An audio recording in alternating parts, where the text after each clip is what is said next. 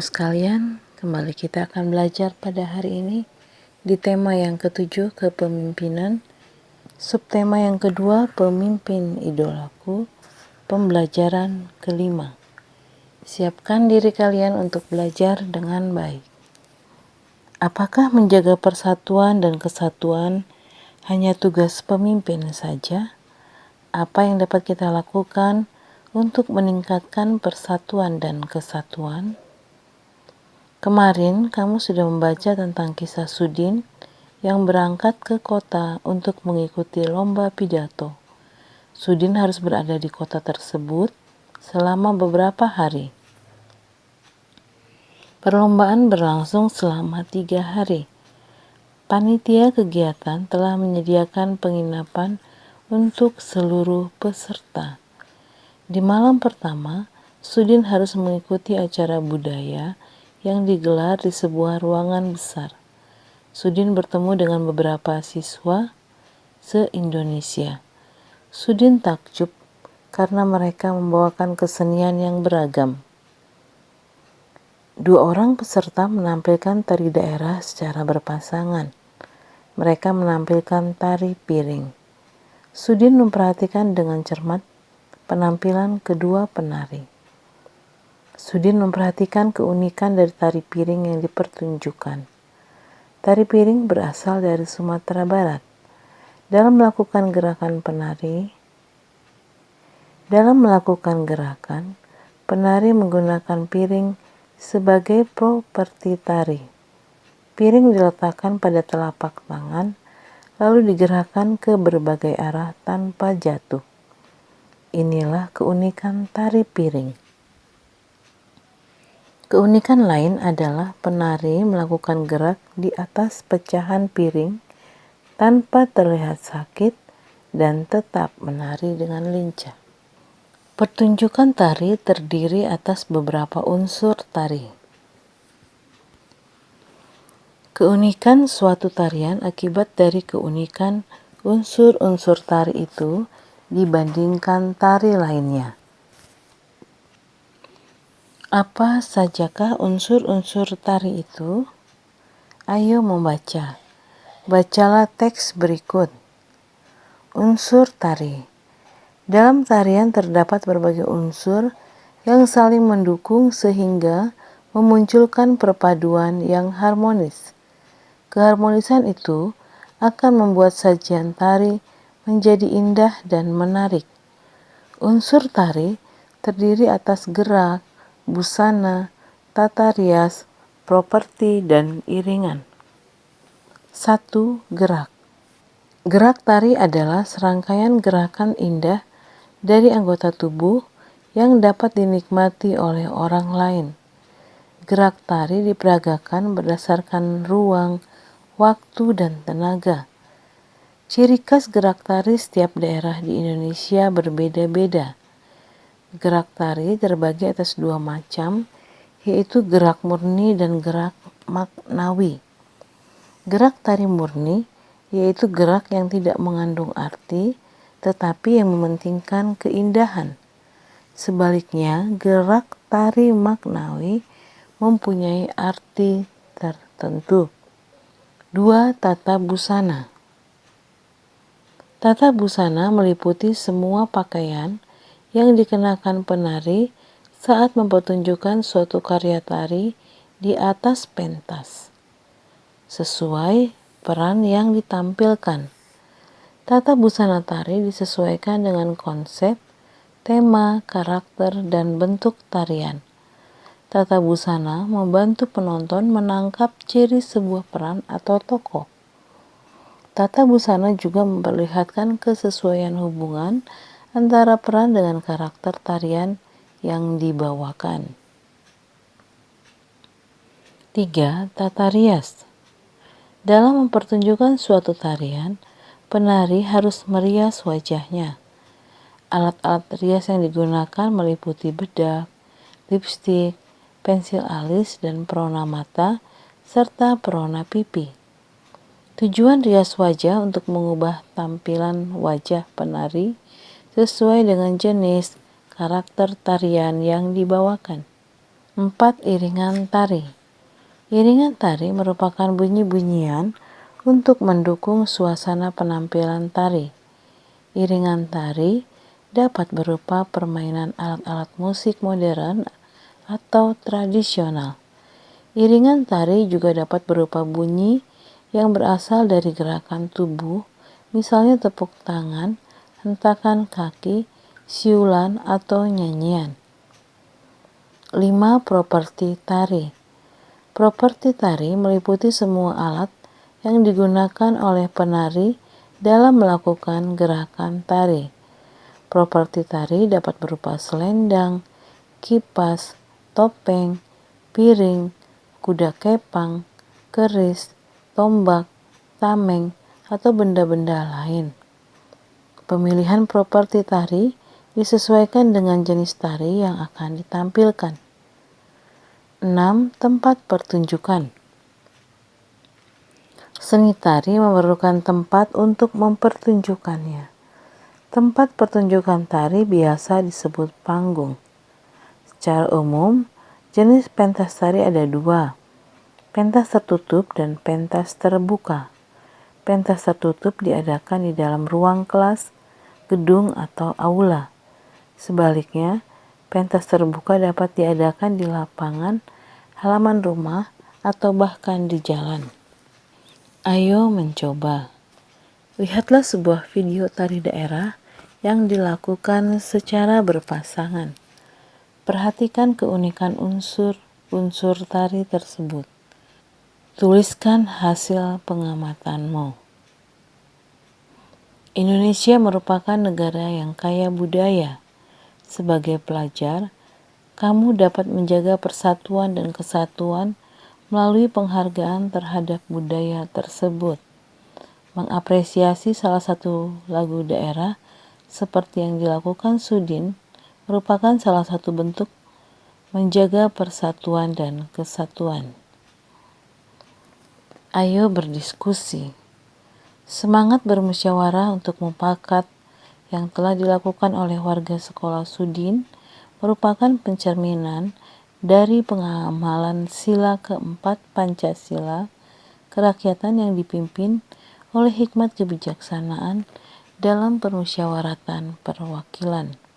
Dalam kelompokmu, ayo sampaikan contoh-contoh kegiatan bermusyawarah di lingkungan sekitarmu.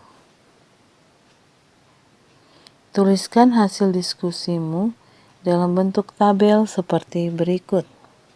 Semangat kekeluargaan.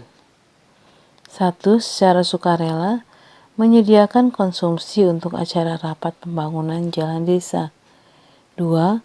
Tidak mengganggu tetangga beda agama ketika beribadah. 3. Menjenguk teman sakit. 4. Turut serta aktif membantu acara kegiatan warga. 5. Menerima keputusan penetapan Ketua Panitia Lomba Kemerdekaan Republik Indonesia. 6. Ikut Siskamling.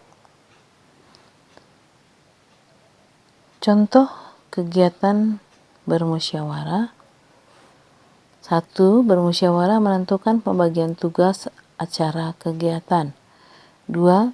Bermusyawarah menentukan siapa yang menjadi ketua panitia acara Lomba Kemerdekaan Republik Indonesia. 3. Bermusyawarah dalam menentukan langkah yang akan diambil dalam persiapan pembangunan jalan desa. 4. Berdiskusi menentukan siapa saja yang berangkat ke rumah sakit untuk menjenguk teman. Contoh gotong royong. 1. Turut gotong royong membantu mempersiapkan tempat acara kegiatan warga. 2. Bergotong royong membantu persiapan acara Lomba Kemerdekaan Republik Indonesia. 3. Bergotong royong membersihkan jalan desa yang akan dibangun. 4. Membuat makanan secara bersama-sama untuk dibawa saat menjenguk teman sakit. Dalam kehidupanmu di sekolah, musyawarah sangatlah penting. Kalian bisa bermusyawarah dalam berbagai kegiatan. Namun, ada kalanya kalian tidak dapat melakukan musyawarah. Salah satunya ketika kalian mengerjakan tes atau ujian. Diskusikanlah dengan kelompokmu tentang kegiatan-kegiatan yang dapat dilakukan dengan musyawarah dan kegiatan-kegiatan yang harus dikerjakan sendiri. Tulislah hasilnya dalam bentuk tabel seperti berikut.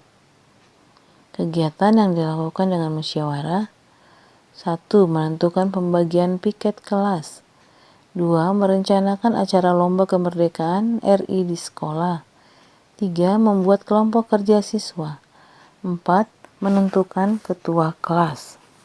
Kegiatan yang tidak dapat dilakukan secara bermusyawarah: 1. Melaksanakan tugas piket yang sudah ditentukan. 2. Mengerjakan ulangan atau ujian. 3. Membuat tugas individu prakarya seperti gambar, patung, dan lain-lain. 4. Pergi ke belakang atau izin ke toilet sekolah. Ayo membaca. Simak contoh berikut. Bacalah teks ini bersama temanmu. Ikutilah instruksi gurumu saat membaca teks ini. Pemimpin idola pemimpin yang jujur. Ida teman sebangku aku, mungil, berkulit hitam manis, tidak banyak bicara dan pandai. Ia seorang anak yang sederhana. Ayahnya sudah lama meninggal. Ia hidup bersama ibu dan adiknya.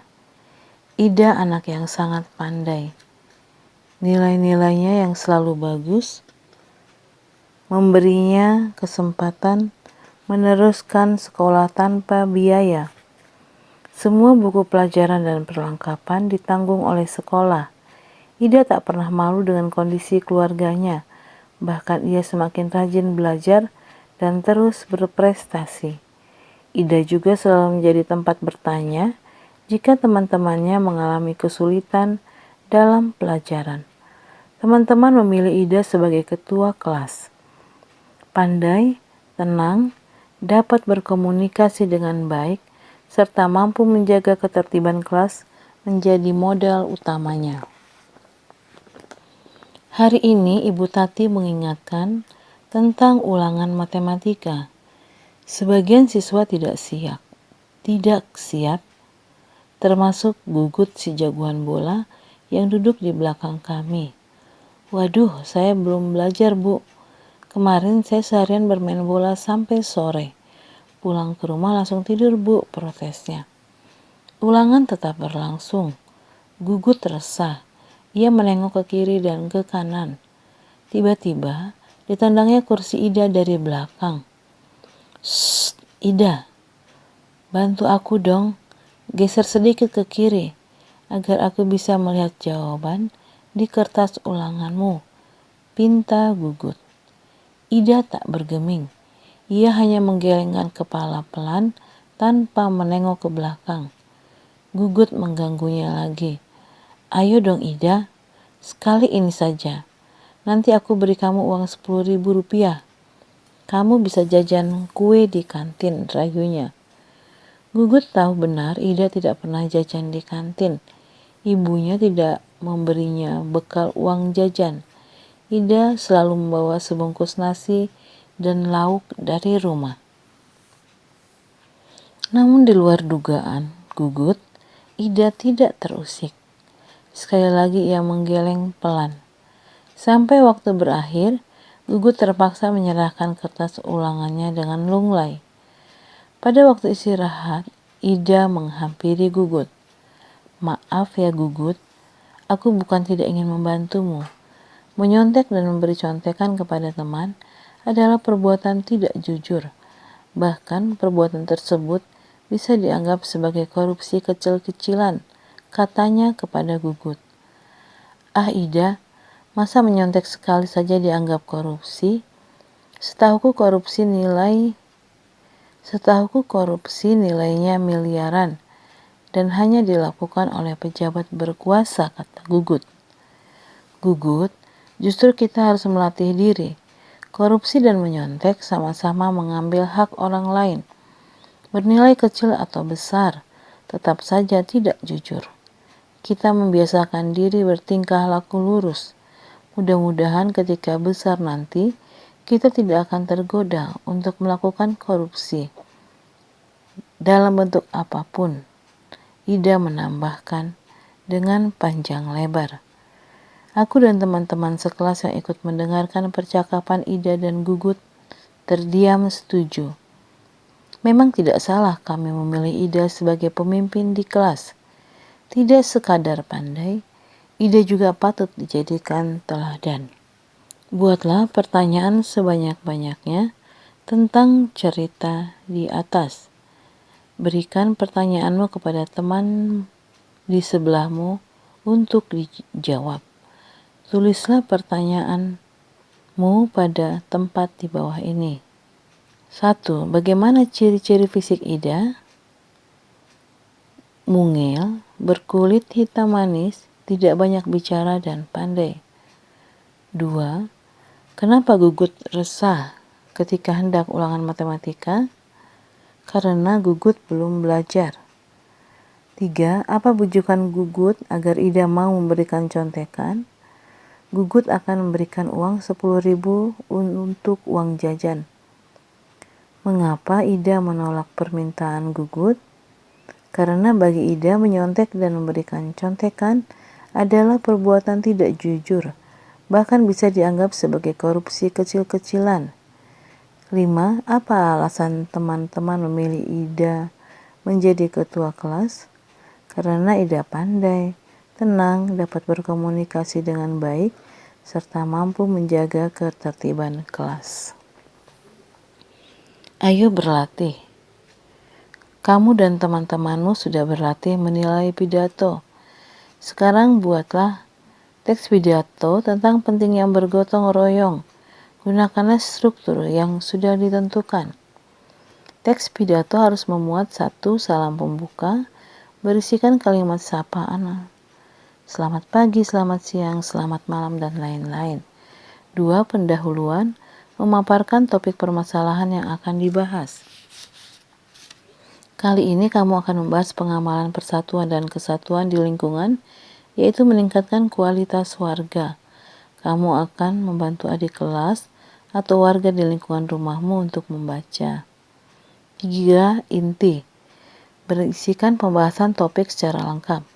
Kalimat ajakan atau bujukan digunakan untuk mengajak pendengar melakukan kegiatan yang diharapkan. 4. Keterangan lengkap tentang topik disampaikan secara rinci. 5. Penutup, penyampaian rangkuman atau intisari topik yang telah disampaikan. 6. Salam penutup, berisikan kalimat salam penutup seperti terima kasih. Siapa yang menciptakan kita berbeda? Apa yang membuat kita berbeda? Bagaimana kita harus menyikapi perbedaan itu? Demikian pembelajaran yang dapat Ibu sampaikan pada hari ini. Semoga anak-anak memahaminya. Tetap semangat belajar di rumah. Salam sehat.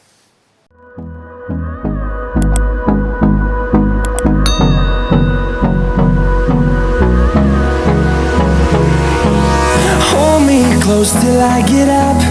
Time is barely on our side.